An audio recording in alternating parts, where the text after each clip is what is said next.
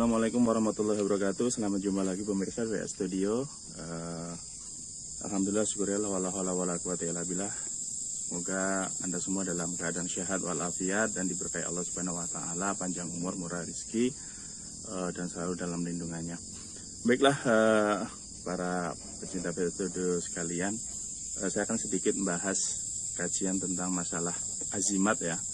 Azimat yang sifatnya adalah penghukumannya, yaitu secara jumhur ulama menyatakan bahwa azimat itu, ulama rata-rata sepakat bahwa azimat itu adalah masuk digolongkan ke musyrik. Jadi ketika kita mempercayai zimat-zimat, memiliki zimat itu, kita dianggap digolongkan ke dalam orang-orang yang melakukan kesyirikan atau musyrik. Nah, hal ini berkaitan ya, apa yang saya sampaikan ini bukan saya akan menyatakan bahwa orang yang jual jimat selama ini mencari keuntungan dari menjual jimat-jimat itu saya menghukumi mereka, tidak. Ini adalah hukum yang secara jumhur ulama semua rata-rata menyatakan bahwa azimat itu atau tamimah hukumnya adalah haram, hukumnya adalah musyrik atau syirik. Nah, hal ini berkaitan dengan kesepakatan dalam tafsiran ulama-ulama menyatakan bahwa mencari perlindungan kepada selain Allah yang sifatnya gaib-gaib itu adalah masuk kategori musyrik. Atau dengan kita memiliki zimat atau mempercayai azimat, kita sudah menyekutukan Allah. Itu secara garis besarnya jumhur ulama menyatakan seperti itu. Lalu kemudian banyak para praktisi atau orang-orang yang sifatnya ini adalah mencari keuntungan dari menjual azimat seperti ini, seperti ya benda-benda lah ya, benda-benda. Kalau masalah bendanya seperti apa, Anda yakin lah. Saya yakin Anda juga tahu seperti apa bentuknya. Banyak orang yang menyatakan praktisi yang kaitannya dengan seorang muslim ya, bahasanya praktisinya adalah seorang muslim. Kalau yang bukan muslim atau non muslim sih nggak ada masalah gitu ya, karena itu kan kepercayaan mereka. Tapi ketika dikaitkan kepada agama, kepada syariat, kepada ketauhidan, kita sebagai seorang muslim, jumhur ulama menyatakan bahwa azimat tamimah itu adalah hukumnya musyrik atau syirik.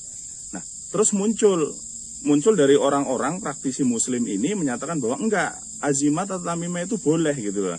Karena sifatnya adalah disandarkan kepada jimat itu hanya sebuah perantara, sedangkan hakikatnya adalah Allah Subhanahu wa taala. Maksudnya azimat ini adalah hanya sebuah benda mati, sedangkan ini hanya sebagai wasilah, perantara, sedangkan kita keyakinannya kepada Allah yang ngabulin. Sehingga di sini jadi abu-abu. Jadi konteks azimat atau tamimah ini yang jumhur ulama sepakat ini dianggap haram atau dimusyrikan, terus kemudian muncul pembenaran yang sifatnya ini adalah hanya sebuah perantara ya, sebuah perantara atau sebuah wasilah yang semuanya disandarkan Allah, sehingga seolah-olah jadinya benar, sehingga terjadi perdebatan, terjadi kontroversi di antara kesepakatan ulama menyatakan ini musyrik, terus kemudian dari para praktisi muslim ini menyatakan oh ini enggak. Terus para praktisi muslim juga rata-rata memiliki dasar gitu ya, memiliki dasar yang paling menjadi alasan itu tadi, bahwa itu hanya wasilah, hanya perantara, hakikatnya itu adalah Allah yang mengabulkan, atau hakikatnya adalah kembali kepada Allah Subhanahu wa taala. Terus kemudian ada riwayat-riwayat di era zaman dulu gitu ya, bahwasanya ketika zaman sahabat tamimah biasa digunakan ketika waktu itu ada bahasanya itu penyakit atau gangguan dari setan, sehingga ketika saat itu ada orang-orang dewasa biasa membaca ayat Quran, menghafal Al-Quran, membaca doa-doa dari Rasulullah, sehingga mereka terbiasa membuat tameng diri dengan doa-doa atau bacaan-bacaan Al-Quran. Namun yang terjadi adalah bagaimana dengan anak-anak yang masih kecil, sehingga muncullah di situ bahwa ada anak-anak kecil ini yang diberi tamimah, yaitu kertas yang ditulis ayat-ayat Quran kemudian digantungkan di leher. Nah, pada waktu itu para sahabat juga menyatakan bahwa itu tidak boleh gitu, maksudnya itu tidak boleh karena itu masuk ke dalam tamimah gitu. Tapi akhirnya dibolehkan karena alasannya adalah karena anak kecil ini belum mampu atau belum hafal bacaan-bacaan Al-Quran gitu. Dan mereka belum bisa gitu loh, namanya masih anak kecil lah ya, masih anak kecil, sehingga tamimah itu pada waktu itu dibolehkan, tapi sebatas itu hanya untuk anak-anak kecil yang sifatnya mereka itu tidak bisa berdoa atau tidak hafal Al-Quran.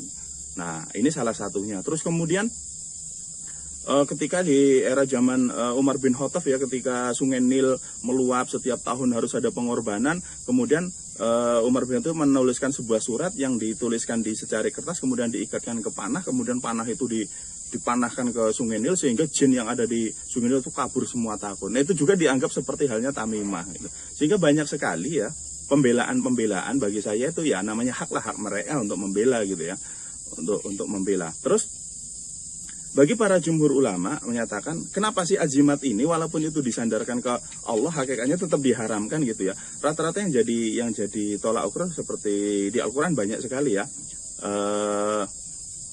La tatakhidu min duni wakila, janganlah kalian mencari pelindung selain perlindungan kepada Allah. Terus kemudian dari surat Jin ada kana rijalu minal insi ya'uduna birijali minal jini fazaduhum rohaqo. Nah, itu ada sebagian sekelompok laki-laki yang meminta pertolongan kepada perlindungan kepada sekelompok laki-laki dari golongan jin. Nah, itu terus menjadi dasar bahwasanya meminta pertolongan kepada jin itu hukumnya haram gitu kan. Hukumnya haram sehingga dianggap musyrik. Dan masih banyak lagi. Intinya adalah mencari pertolongan pada selain Allah itu dianggap hukumnya musyrik atau haram. Sehingga azimat atau tamimah ini jumhur ulama sepakat bahwa itu diharamkan karena sifatnya sama seperti itu gitu loh. Oke lah, jadi di tengah masyarakat gini ya, kita orang Indonesia yang masih sangat lekat lah dengan budaya. Saya hanya menekankan kepada orang Muslim ya, yang bagi non Muslim atau yang intinya adalah masih mempercayai adat budayanya masing-masing ya, saya tidak ke situ. Bagi saya yang berakidah merasa dirinya Muslim lah ya, bahwa intinya jumhur ulama atau kebanyakan ulama sepakat bahwa tamimah atau azimat ini hukumnya musyrik atau hukumnya syirik, itu menggunakan itu. Terus kemudian bagi para praktisi muslim menyatakan ini tidak apa-apa karena hakikatnya adalah disandarkan kepada Allah sebagai wasilah, sebagai perantara. Terus bagi saya sendiri dalam menafsirkan dari hadis, dari Al-Qur'an, dari riwayat, ini saya sendiri lah ya. Saya walaupun di sini berdasarkan kepada Al-Qur'an, bukan berarti Al-Qur'an itu seperti apa yang saya katakan, tapi ini adalah tafsiran saya pribadi dalam memahami kesyirikan itu sendiri. Sebenarnya secara pribadi saya itu bagaimana sih dalam spiritual memahami tentang kesyirikan, kemusyrikan itu seperti apa gitu kan. Sehingga kenapa ada ulama menyatakan ini musyrik, kenapa yang ini menyatakan enggak. Nah, kembali kepada hakikat tadi bahwasanya azimat itu tetap semuanya itu disandarkan kepada Allah.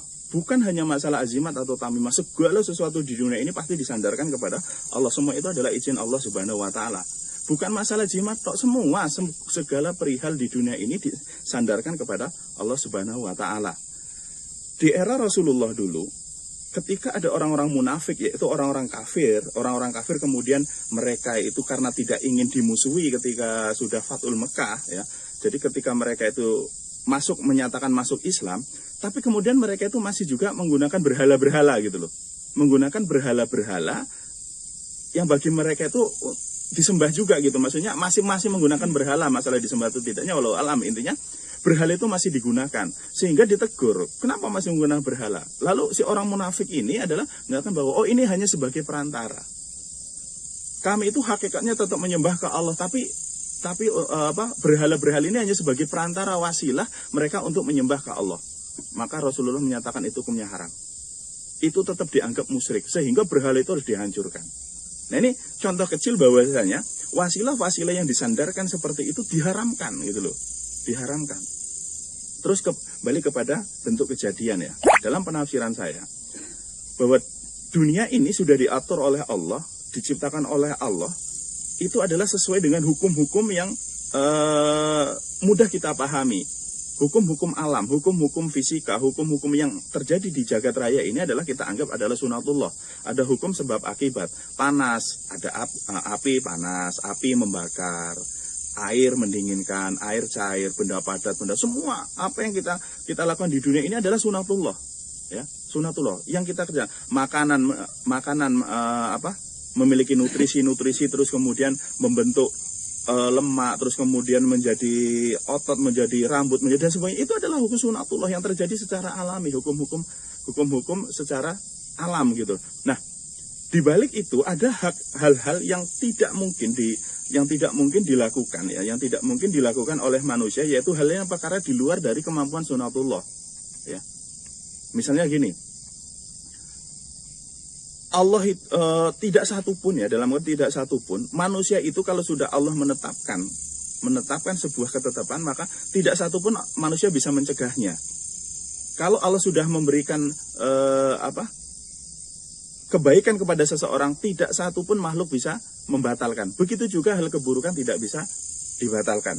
Sehingga ada hal-hal yang tidak bisa dilakukan oleh manusia di luar kendali manusia, di luar dari sunatullah. Contohnya lagi,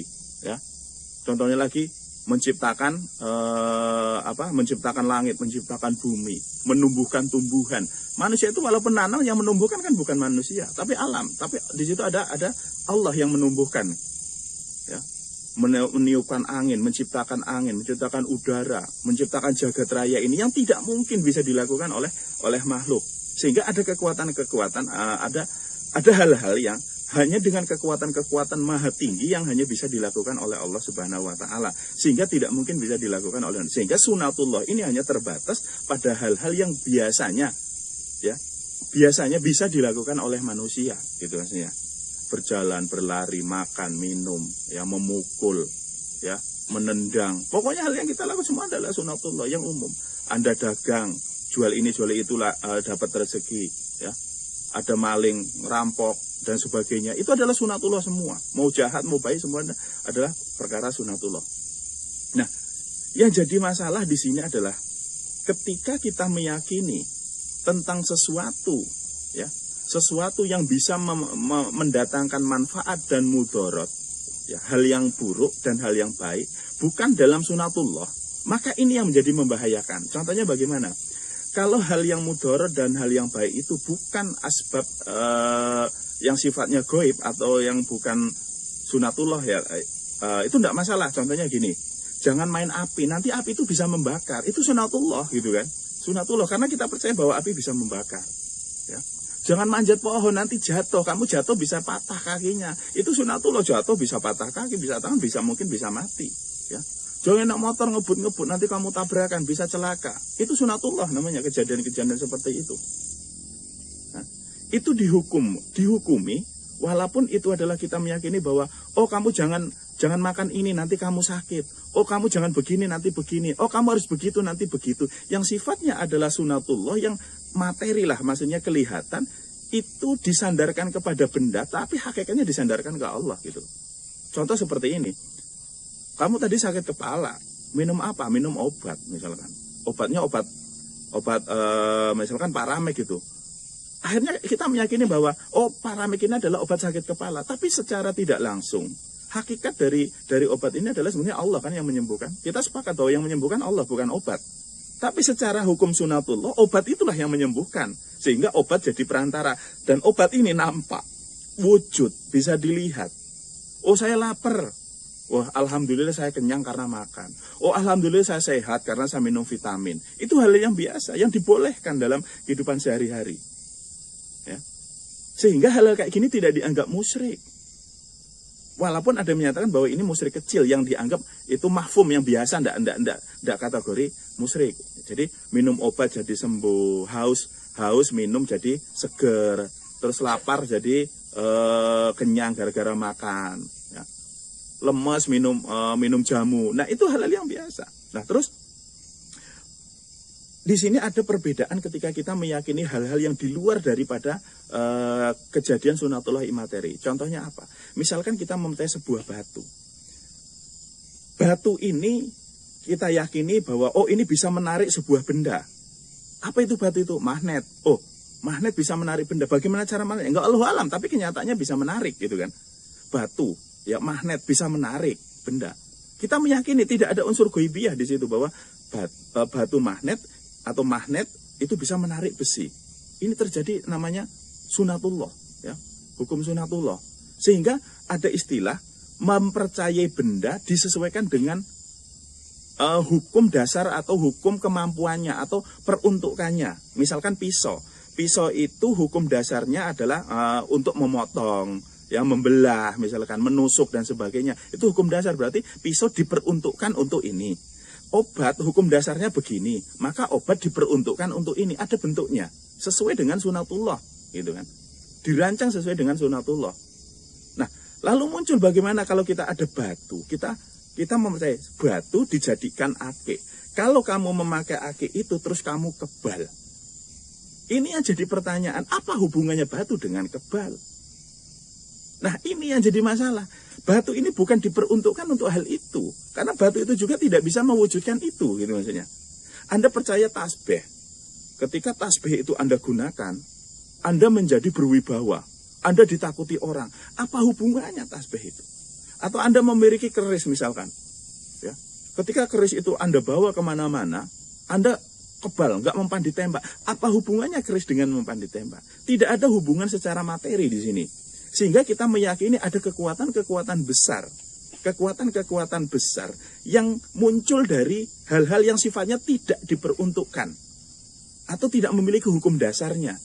Batu akik, hukum dasarnya itu bukan untuk kekebalan, bukan untuk daya tarik, bukan untuk ini itulah, maksudnya yang sifatnya itu keyakinan-keyakinan kita dalam hal gaib, bukan untuk itu.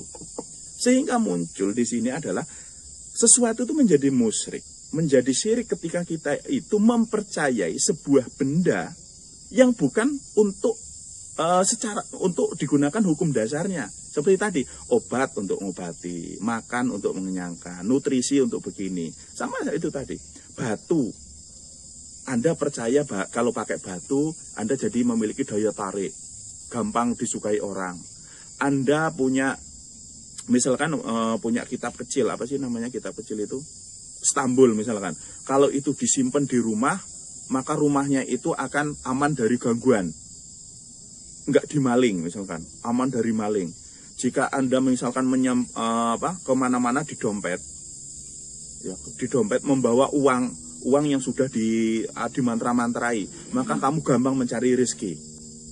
Kalau kamu di rumah ini punya usaha, kamu menggantungkan sebuah buhul, ya, atau raja-raja digantungkan, nanti dagangannya laris.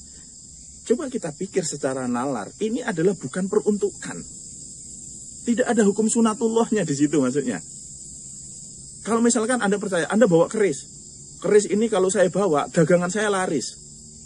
Kan bukan apa hubungannya keris dengan dagangan laris. Kecuali keris itu setiap ada orang lewat, ayo Pak, beli nggak? Kalau nggak beli tak tusuk kamu. Nah mungkin oke, itu ada hukum sunatullahnya karena apa? Terancam. Tapi ketika Anda meyakini bahwa benda yang Anda pegang ini menyebabkan hal-hal lain di luar daripada peruntukannya itu, itulah yang disebut dengan musyrik atau syirik. Oke, ini dalam penafsiran saya, ya. Saya dalam menafsirkan dalam seperti itu mencari sebenarnya titik tengahnya itu di mana sih? Kenapa sih harus itu? Padahal itu disandarkan kepada Allah. Ya. Semuanya jangan dalam masalah jimat. Semuanya di dunia ini adalah disandarkan kepada Allah Subhanahu wa taala. Tapi menjadi bermasalah ketika kita menyandarkan suatu perkara yang bukan untuk peruntukannya. Seperti yang sudah saya jelaskan tadi. Ya. Jadi di sini letak bagaimana syirik musyrik itu bisa muncul, yaitu kita meyakini ada kekuatan-kekuatan dari sebuah benda mati yang kita yakini bisa mempengaruhi, sehingga di sini muncul benda mati bisa mengakibatkan manfaat dan mudarat yang bukan sesuai sunatullah. Benda mati pisau bisa jadi mudarat kalau untuk nujah orang, itu betul, ya. Pisau benda mati digunakan untuk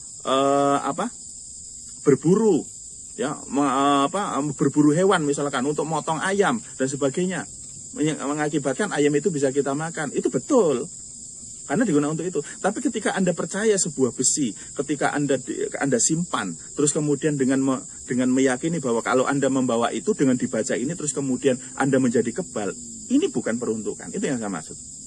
Jadi Anda mempercayai benda mati memiliki kekuatan-kekuatan di situ, walaupun itu disandarkan kepada Allah. Karena hal jahat juga kalau disandarkan Allah ya memang izin Allah gitu loh Mas. Jadi kita jangan terkecoh dengan bahwa oh ini hakikatnya adalah wasilah, ini hakikatnya adalah perantara. Kalau seperti itu mungkin Rasulullah tidak akan melarang orang-orang munafik itu menjadikan berhala sebagai wasilah, harusnya nggak dilarang gitu kan. Tetap saja dalam hal ini berhala-berhala itu tidak mungkin akan sama dengan kekuatannya dengan Allah, tidak mungkin karena itu benda mati gitu kan. Begitu juga dalam kita memahami azimat, ya. Walaupun di situ tulisannya adalah tulisan Arab. Ingat, Arab itu nggak mesti Al-Qur'an lah ya. Arab itu bukan mesti benar. Namanya tulisan kan tulisan lah ya. Namanya tulisan ya tulisan. Sehingga di sini kesimpulannya dalam hal ini adalah kenapa azimat, tamimah ya itu dianggap musyrik oleh jumhur ulama. Sebetulnya hakikatnya adalah kita mempercayai benda-benda mati yang bisa mendatangkan manfaat ataupun mudorot yang tidak sesuai dengan peruntukannya. Nah ini makanya hati-hati lah ya, hati-hati. Apalagi ini disandarkan kepada kekuatan-kekuatan gaib. Ya. Ini yang menjadi sebetulnya potensi bagi saya adalah potensi syirik itu sangat besar ketika kita mempercayai benda-benda ini.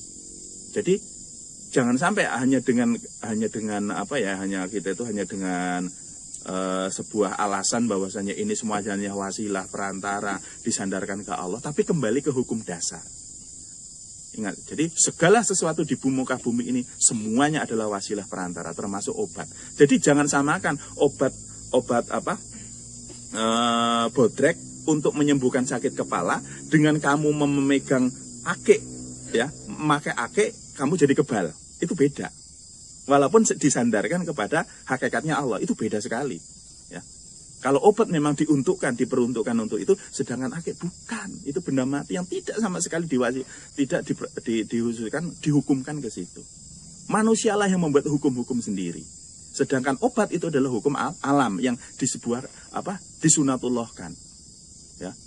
Vitamin ini menyebabkan ini, terus kemudian enzim ini menyebabkan ini, itu hukum alam sunatullah. Sehingga kita meyakini bahwa yang kita lakukan benda-benda mati itu saling memiliki sebab akibat. Sedangkan benda-benda mati yang tidak disandarkan kepada sebab akibat yang jelas, yang pada umumnya, yang pada hukum dasarnya, maka itu bisa mengakibatkan potensi musyrik dan syirik. Jadi itulah yang mungkin dapat saya sampaikan. Mohon maaf saya bukan berarti saya ini bagi orang-orang yang jual-jual jimat, jual-jual tamimah ya, jual ini untuk kebal, untuk penglaris dan sebagainya, itu bodoh amat ya. Yang penting saya itu hanya memberikan penjelasan secara sederhananya, secara mudahnya.